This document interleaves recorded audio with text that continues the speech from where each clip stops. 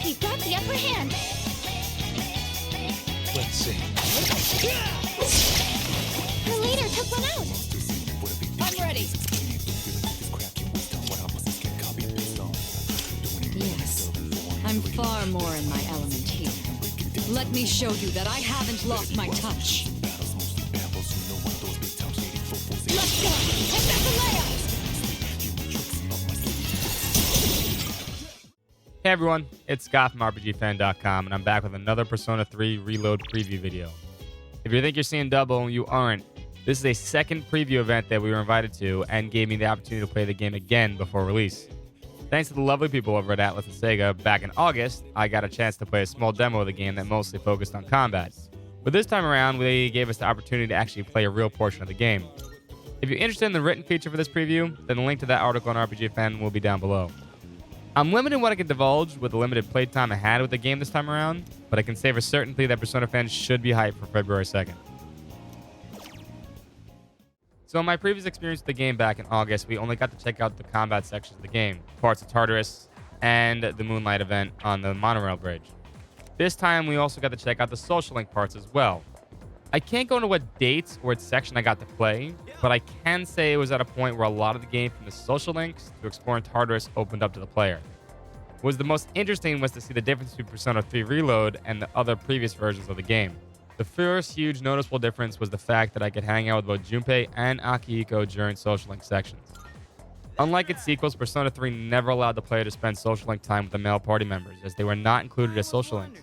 This was kind of rectified in Persona 3 Portable during the female main character route, but if you chose to play the male main character, like the original versions of the game, you still did not have the chance to hang out with them. Reload changes that one glaring fault of the original games with outings with the boys. It should be noted that they are not social links, and the boys are still not connected to the Arcana in any way, but the events offer other benefits if they are watched. Junpei, for example, has to go to the arcade with him, and your choices do affect the outcome of the event, much like any social link would. In the end, Junpei gets a boost to his stats, which help him later in battle. What was even more noticeable about these events is they were fully voice acted, which I was very pleased to hear. But hey, maybe someday someone will make a game about our adventure. Akihiko's outing was even better since it happened during the night portion of the day.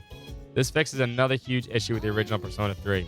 The nighttime activities for all previous versions of Persona 3 are super limited compared to its sequels. There are very few social links, and most of the time you need to either spend it going to Tartarus or getting social stat increases. At some points in the original game, if you were caught up with Tartarus and your social links, you would honestly spend a lot of the time going straight to bed or studying multiple nights in a row with nothing else to do, wasting the entire night portion of the game. So as a big fan of Persona 3, I'm glad there are more nighttime activities to do this time around. Akihiko's outing was also fully voice acted, and its benefits were not only to Akihiko, but the main character also got a power up in terms of stats as well. These events are a welcome change to Persona 3.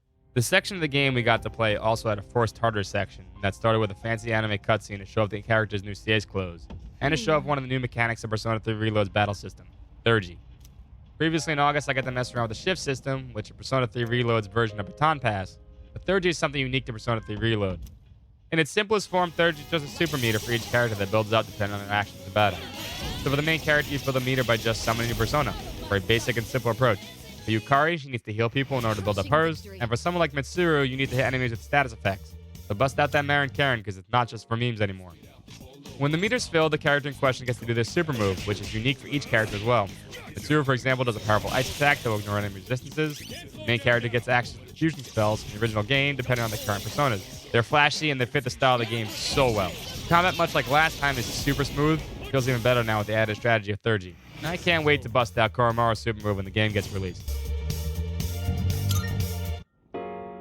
One of my biggest pet peeves with the original Persona 3 was Tartarus. Tartarus is one of those dungeons that honestly just never lived up to its potential. When you see it in a cutscene, it's foreboding, it has a mystery, a mood, like almost eerie to it. But unfortunately, by the time you finish Tartarus and you finish the game, you've gone up 200-something floors of monotony.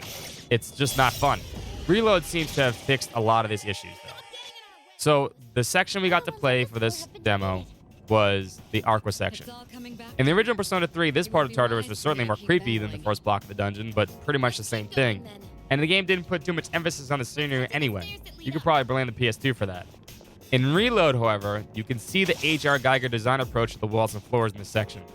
One of the coolest animations from exploring is watching the stairs to the next floor connect to each other and open up almost like it was alive.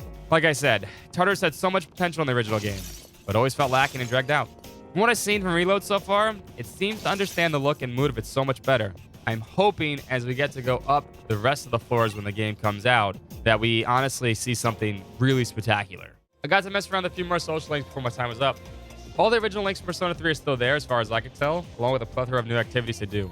You can grow vegetables on the rooftop, go see an actual movie this time around like in Persona 5, work jobs for extra money, read books with Fuka, and so much more. It really feels fleshed out and is honestly much needed change. It's also much easier to schedule and figure out what you can do each day. And that's thanks to them using the Persona 5 cell phone system and retrofitting it to work for Persona 3. Your social links will send you emails and tell you what you can do and cannot do that day. A much needed change of pace. Now for my favorite part of the game, the music. I can't stress how much I love the original Persona 3 soundtrack. I'm not the biggest fan of hip-hop, but Persona 3 soundtrack kicks ass.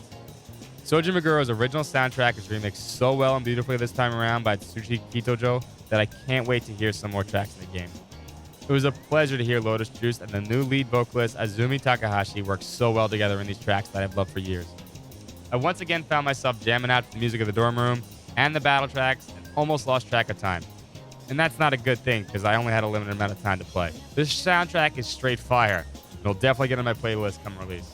For all those worried about Persona 3 Reload not living up to the original, you can rest easy. All the things you love from the original, such as the social links, mood, and style, are still there. And they're better than ever, with so many more options as well. I just wish I had more time to spend with it. And I'll just have to wait a few more weeks till the release. And that's pretty much it. I only had like about an hour to play it, so I didn't get to experience much, but what I did get to experience was a lot of fun. And once again, if you wish to read the written portion of this video, then by all means, check the link out down below to rbgfan.com and give it a read.